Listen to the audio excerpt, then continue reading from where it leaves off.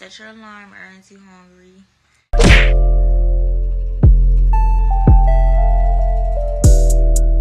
Strong women intimidate weak men, and a lot of weak men tend to be narcissistic men. And These men don't look at you as a partner, they look at you as competition. And the only way to make themselves feel better is to try to make you feel like you aren't good enough. So he belittles you, he lies, he cheats, he does anything he can to break you so he can feel like he's above you. But he won't let you leave because deep down he knows that you are a good woman. And he doesn't want a good man to get his hands on you. Because see, when you meet a strong man who is confident in who he is, you are no longer competing, you are working together as a team. Pander, gratify or indulge in a moral or distasteful desire, need or habit, or a person with such a desire.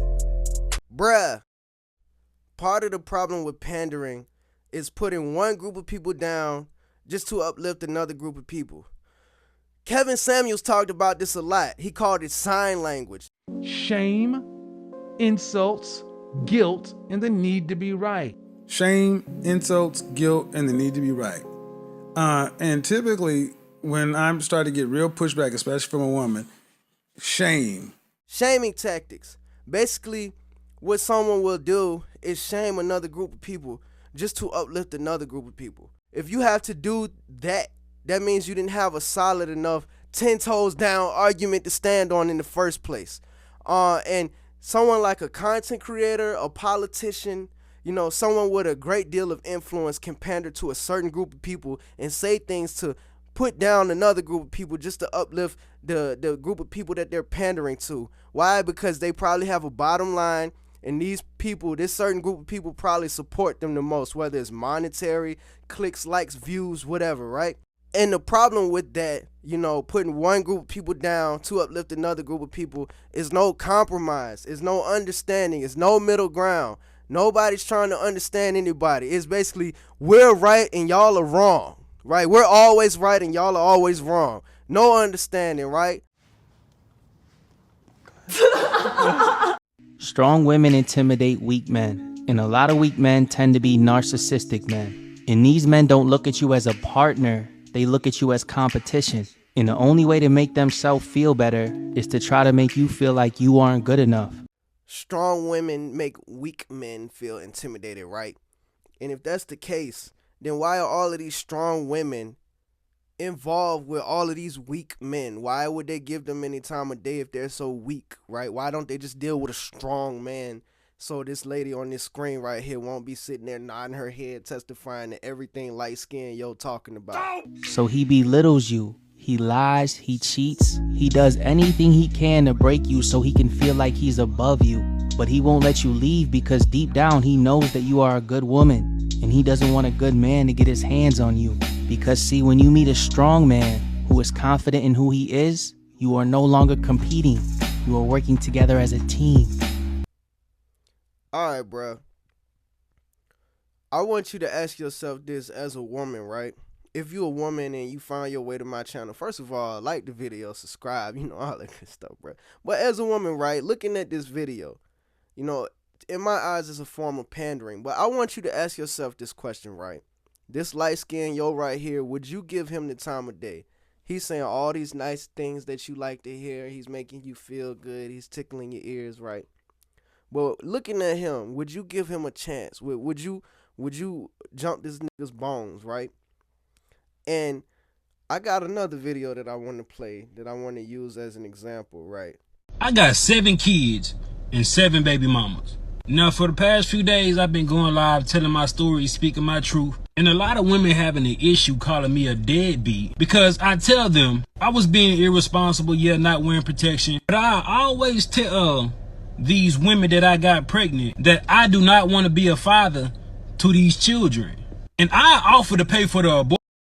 Majority of times, they'll either take the abortion or they'll take a plan B. But only these 7 have kept these children. But the crazy thing about it is they want me to be responsible for some children I told them I did not want.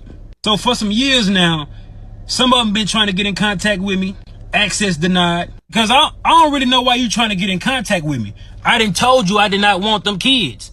So don't expect me to be responsible financially, emotional, spiritually, mentally, or physically with some kids I do not want. And I don't give a Well, nobody think about it. You're not going to force children up on me. Yeah, we both made the decision to lay down and have intercourse. We both was irresponsible about the decisions we made that night. Yeah, I could have pulled out, but I didn't. Clearly, this is the dude that women are choosing. The one that's not saying all of that pandering, good sounding, sweet for nothing bullshit, right? This nigga right here is the one that women are choosing to be with, right? He got 7 kids by 7 different women. My question is, which one of these 2 dudes are these women really going after? The one that's telling them what they want to hear, you are so sweet, you a queen, you a goddess, you know, or the one that's over here is talking about some, I don't want nothing to do with them kids or you. Aaron too hungry in this bitch. Bruh. Another part of the problem when it comes to pandering is a certain group of people being told that they are right, no matter how unreasonable or irrational they are. For example, it's a certain community out there, a certain group of people, you know, that I have no problems with, that I don't want no smoke with, right? But every year they seem to be able to take a new letter of the alphabet, and pretty soon we gonna have to make new letters of the alphabet because these gonna take all the old ones, right? And this certain group of people, like I said, I have no problems with these people, right? But they can have the rules changed because they've been pandered to so much. They can have the rules changed. The way we talk has to change. We have to change our pronouns. We have to change our interactions with these people, you know, because now we don't want to offend anybody. We don't want anything that we say to sound like hate speech. And all of these things fall under the umbrella of acceptance, right? We're going to put a representation of this certain group of people in every new movie, in every new show, in every new cartoon, right? In every new series. We're going to put a representation of that person, right? Now they putting them in the schools with the kids, man. The kids don't need to see, especially the letter between S and, hold up, it's the letter between S and U, right? It's that letter between S and U, right? Those are the ones that I feel like they're trying to push to the kids the most, right? And it's confusing in the mind of a child, because the mind of a child, you know, is either is or ain't. And when you put an ain't and call it a is, then that's confusing. But they're going to continue to pander to these group of people because, one, it's an agenda being pushed, but 2, it's a lot of monetary gain behind it. It's a profit. It's a bottom line, right? And like I said, I don't have no problems with these people, man. Just don't be out here in front of the kids doing that weird, goofy shit. But like I said, it all falls under the word acceptance. Acceptance is the nice word that they put to the forefront, but it's really a more rude, you know, real word behind the word acceptance. But this is the umbrella that it all falls under, right?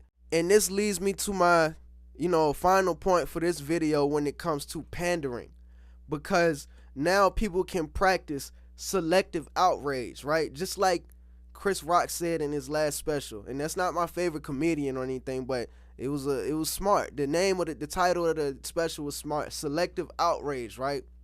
And what selective outrage does is creates a perpetual victim mindset, a perpetual victim mentality, right? We can selectively get outraged about anything at any time, and when that double standard directly or immediately benefits us, we can use that. And that's the only time people use it. For example, Megan Thee Stallion, and I'm on her neck, bro. She gonna be laying low for a while, but when she was heating up and she was the center of attention, you know, what did she use? Selective outrage. Protect, you know, black, you know, women, right? She only used that when it immediately benefited her or what she was trying to accomplish, right? But every day she wasn't living and breathing that. She wasn't screaming that. She only used it when it was a direct, immediate benefit for it. And she got everybody else. She got all these other, you know, people that she influences believing that too. But only when that double standard, it has an immediate benefit, right? Most of these people aren't even thinking about that right now. They're not thinking that. They're not living that every day. But they can selectively choose when they want to be outraged. Same thing with a lot of, you know, liberals, you know, conservatives, You know, they can selectively be outraged about any particular thing when they want to be. And like I said, when it creates that perpetual victim mentality, it's no moving forward. But large companies are going to pander to that certain group of people because they probably get the most support from that certain group of people. Like, just think of a big brand name company, right? They do a lot of things that nobody even asked them to do. But it all falls under the umbrella of acceptance, you know, or support. We support you in your struggle with this certain situation going on right now, and we stand behind you. We support you. So we're going to do this, this, and this. Nobody asked them to do that, bro. They chose to do that, and it's pandering, right? Any big brand name company, right? They do unnecessary things that nobody asked for under the umbrella of acceptance or support, but it's all pandering. The word they put out in the front is acceptance, but the real word behind acceptance is pandering, or selective outrage, or perpetual victim mentality. So when people are out here pandering to certain group of people, pandering to women, selling them a dream, tickling their ears, telling them what they want to hear, right? You know, nobody stops and asks why. The question they should be asking is why. You want the truth or a passionate lie? Can't play both sides, but you have to decide. If we can't come to terms, we're going to crash and collide. Claim that you're real, but you master disguise. With the weaving, the nails, and the lash in the eye, little thought-ass bitch trying to capture the vibe while I'm out here trying to be the last to survive. 99 problems in the bottom of that bottle, cross-faded with the bag was a cast to the side. What goes up must come down. Where the hell you think your ass gonna be after the high? She gotta pick her kids up, but she can't clock out till it's 2 zeros after the 5. While she sitting there stuck just passing the time, she don't know whether or not she's to laugh or to cry. Bro, I can rap, man. Y'all niggas don't even know, bro. I'm good at it too. But my last point, when it comes to the person or the group of people that tickle your ears, that tell you what you want to hear, right? They tell you all of these pandering narratives. What's their name? Who are they? But when it comes to the person that tells you the raw, uncut truth, whether you want to hear it or not, whether you like it or not, what's their name? Who are they? Right? Whose name do you remember? The panderer or the truth teller? I remember Kevin Samuels. I remember his name, the one that told the truth, the one that said a lot of things that people didn't really want to hear. Right? I remember his name. I'll never forget his name. But I don't remember nobody over here that panders, you know, and further down the road, nobody's going to remember these people over here, because further down the road, it's going to be new issues. It's going to be new things, bro. It's going to be new problems. It's going to be problems we ain't even thought of yet that are going to be pandered to, right? And whoever's doing all the pandering now is going to be irrelevant then. It's going to be irrelevant in the future, right? Nobody's going to remember these people over here. But the person that kept it real and told the truth, because the truth is going to always be the truth, right? Whoever kept it real and told you the truth, they're going to be remembered, because people are going to come back and look at it. Just think about when you look at a video right now, right, from like maybe 5-6 years ago, and somebody was saying something that was true and is more relevant now than it was then when they were saying it. That's what I'm talking about. Those are the people that are going to be remembered, is the people that told the truth, right? Instead of the people that was doing all the pandering and telling you what you want to hear. But that's all I got to say on that, man. Y'all like the video. LIKE, like the video. Subscribe if you haven't subscribed already. Let me know what y'all think in the comments. Y'all be safe. I'm out. Now, I understand that it feels good to have somebody tell you what you want to hear, but is it showing up in your life? Hell the ghost.